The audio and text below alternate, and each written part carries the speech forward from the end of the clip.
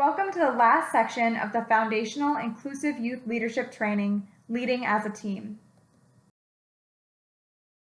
During this training, we will discuss the importance of having a shared goal when working on a team, learn the differences between exclusion, separation, integration, and inclusion, understand how to assign roles on a team based on strengths, leadership style, and interests, and see the value in being a team player rather than always working alone. Throughout the training, you will also be able to see how the skills you have learned thus far help with working on a team. There will be several points throughout the video where we will ask you to pause the video to reflect and take notes. This will be helpful for you as we wrap up the Inclusive Youth Leadership trainings. In order to be successful as a team, it is important to make sure your team is inclusive. It can be very easy in a group setting for teams to split off into smaller groups and for these smaller groups to exclude others or not interact with other smaller groups. Whether you are working with a sports team, a club, or a team at work, it is important to avoid this exclusion and build an inclusive team. When building an inclusive team, it is important to understand the differences between exclusion, separation, integration, and inclusion. Let's take a look at each of these words. Exclusion is when people from one group are left out or removed from seeing or hanging out with another group. Take a look at the image below. You will see that there are only purple dots within the circle, and all the colorful dots have been removed from the circle completely. Exclusion can mean not only removing people from one group, but it can also mean that the excluded group is not allowed to do the same things as the other group.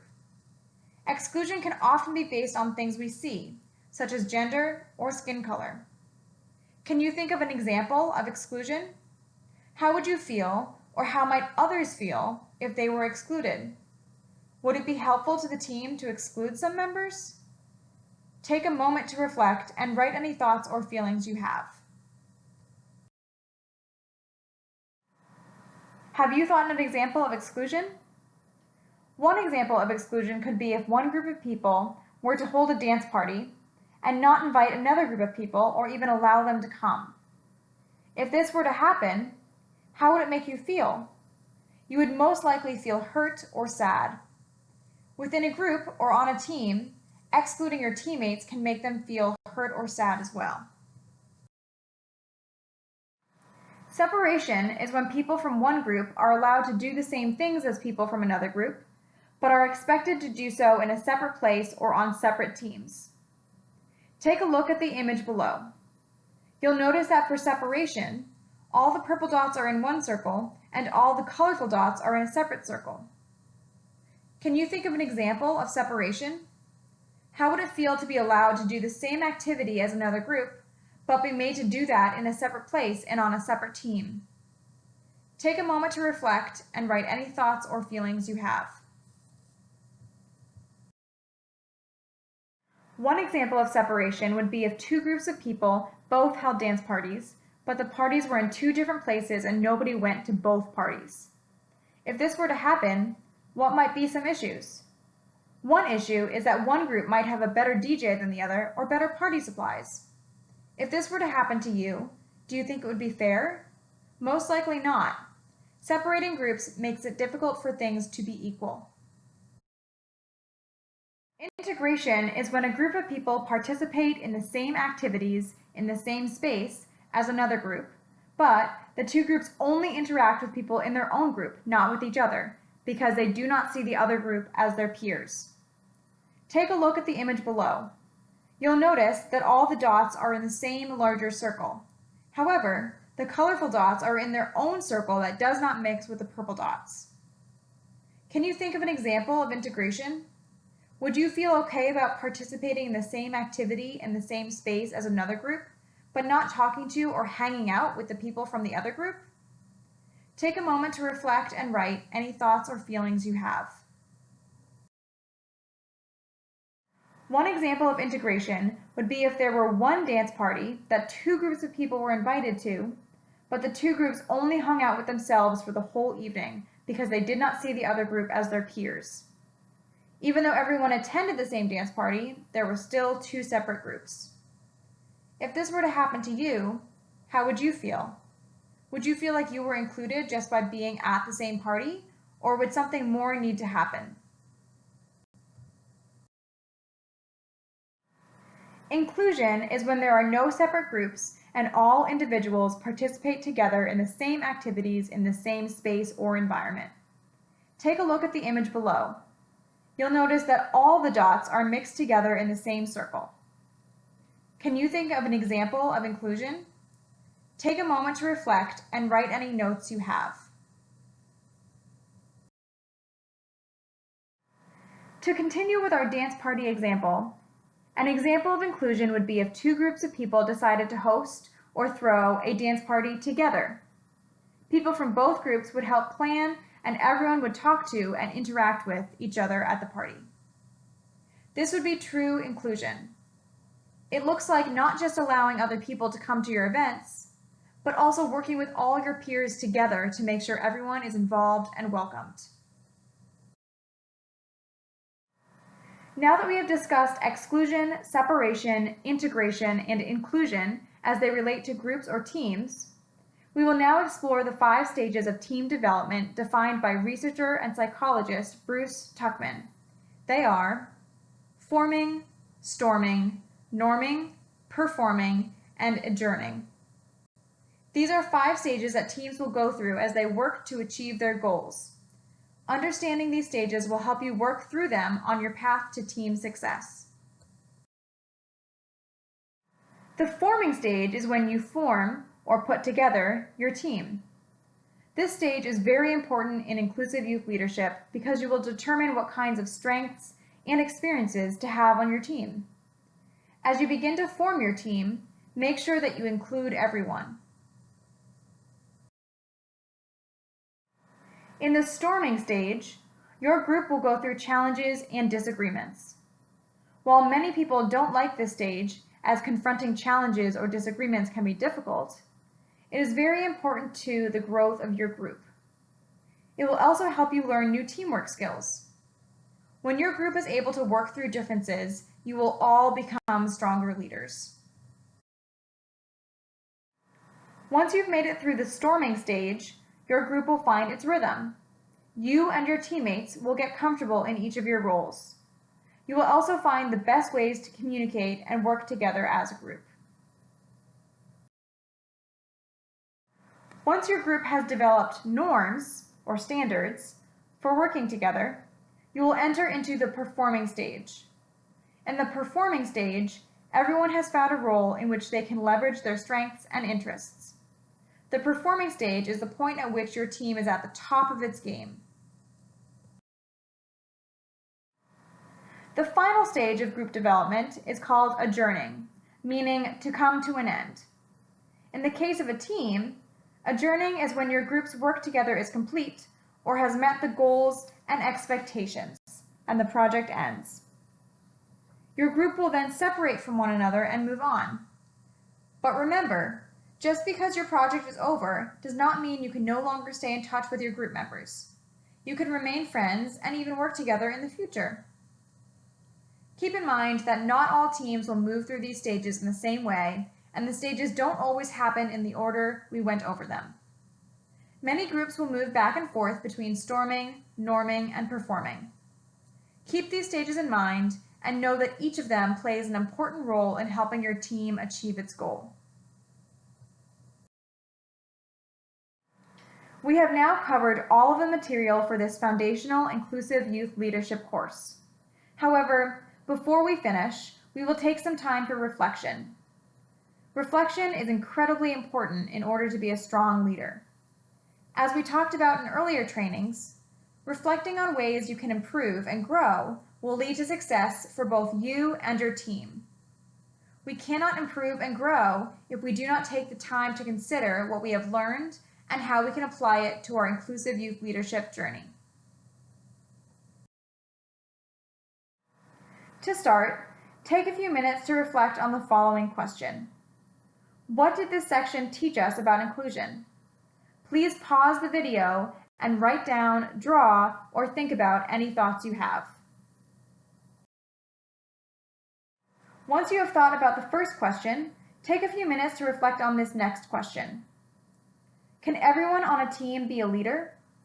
Please pause the video and write down, draw, or think about your answer to this.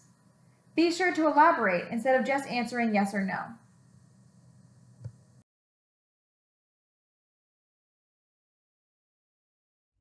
Yes, everyone on the team can be a leader, but what makes a great leader being on a team is someone that can listen, someone that has a positive attitude, and someone that can encourage their teammates to do their best in everything that they do on and off the field.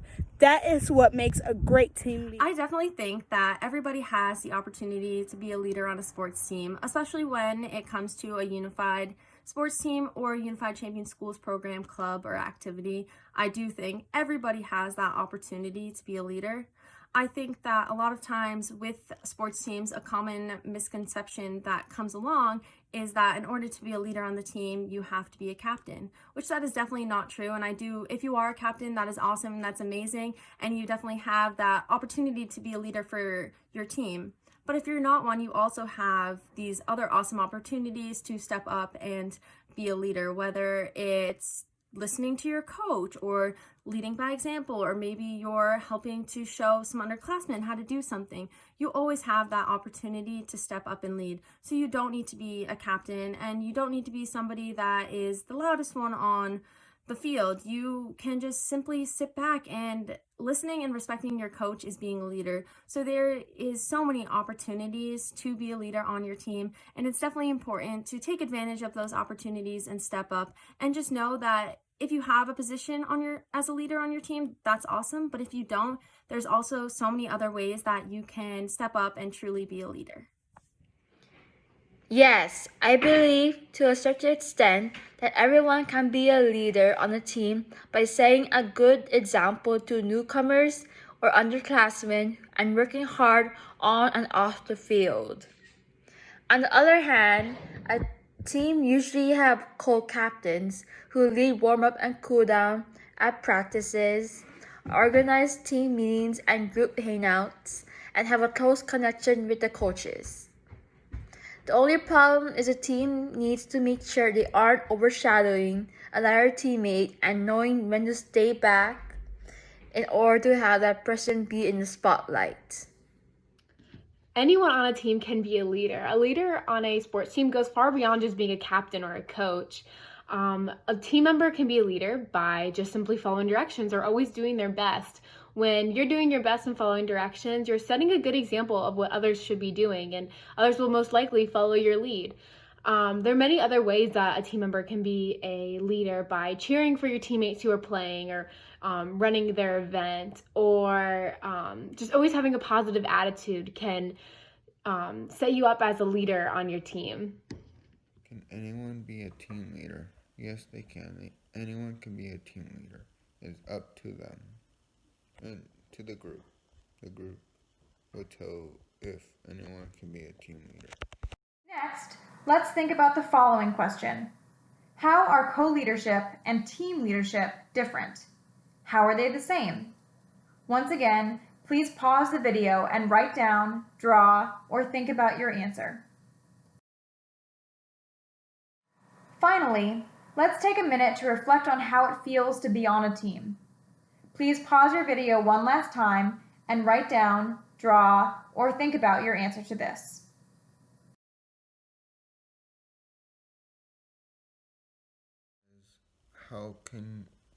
How does it feel when you're on a team? It's really happy. You'll get along with each other. It all depends. It's an enjoyment for being on a team. There aren't many words that describe what it's like to be a part of a sports team, but one thing you'll always feel is that you're constantly surrounded with people who are working towards the same common goal, which is to create a more inclusive and accepting place for people of all abilities. The people on your teams aren't there just to get their volunteer hours. They're most likely there to help create a more inclusive and accepting world for all people, and are really going to show you the true power of inclusion and teach you a lot about life that you wouldn't be able to learn outside of your team. Hi, I'm Kyle Norman, a U.S. Youth Ambassador from Montana. How does it feel to be on a team? It feels awesome. I feel included and would rather work as a team than alone or by myself. Teams are a great way to involve everyone and build friendships. Teams also allow you to gain ideas from teammates and share strengths. Teams build each other up, and through Special Olympics, athletes and unified partners come together to bring people with and without disabilities together. As the saying goes, team means together everyone achieves more. Being on a unified sports team is truly just the most incredible feeling ever. I've never felt the way I do about being on a unified sports team anywhere else. It's truly amazing. I've had the opportunity to compete alongside with all of my friends that I've been able to develop these lifelong friendships with that I'm not able to develop in school or inside the classroom, which is awesome. And it's just given me this place where I feel I belong and I feel that I have a community to go to every day after school for practice, which is amazing. And I know when I started my freshman year, I didn't think that that was ever possible.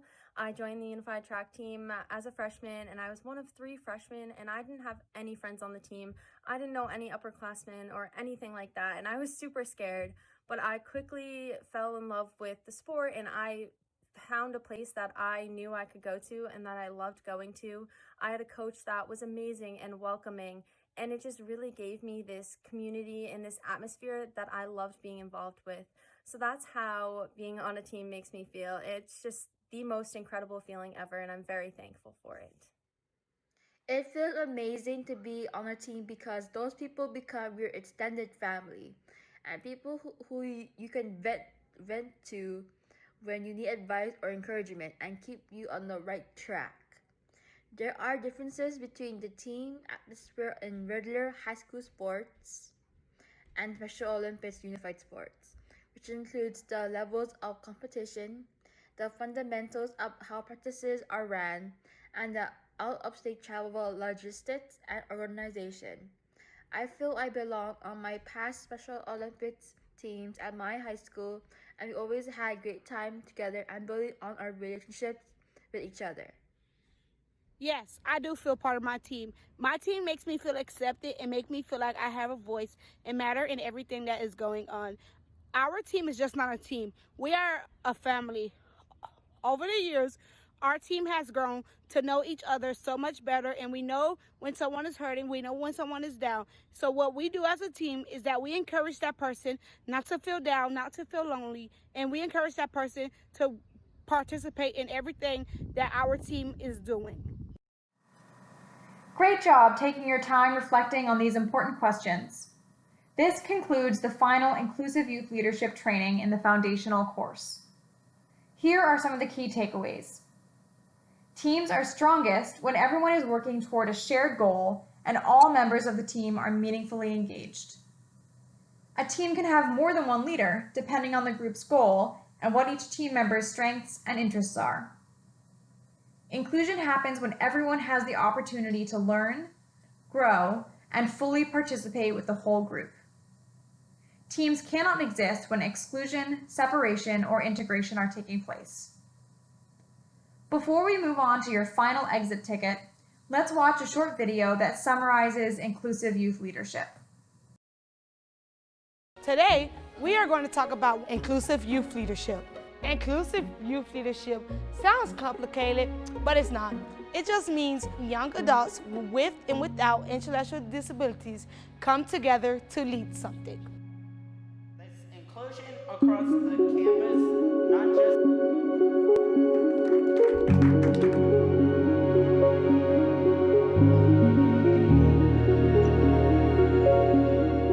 I don't like seeing my friends alone or isolated during lunch. Right now, it's really hard to find people to come sit with the kids because they're worried about how other people are going to look at them. So that hurts my heart because that's what people they do. They put the intellectual disability first instead of trying to see the person for who they really are. So I decided to change that up. I came up with something called Spirit Sidekicks, which means a student with intellectual disabilities will have a partner without intellectual disabilities eating lunch with them and talking with them so that they will feel a part of the school. People often think because we have intellectual disabilities that you can't lead something.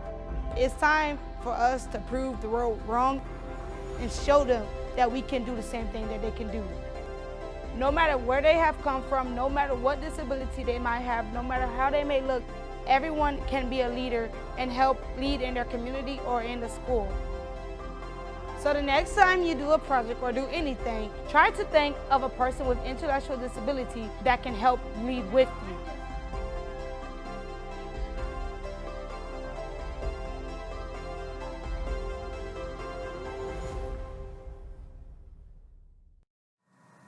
Congratulations on completing the final Inclusive Youth Leadership training. You have now made it through the entire course. The last thing you will need to do is submit your exit ticket. As with the last 3 trainings, this can be submitted through the link found below the video. Using the link, send us your answer to the following question. Which of the 4 trainings was your favorite and why? Reminder, Exploring Leadership, Me as a Leader, CoLeadership, or Leading as a Team.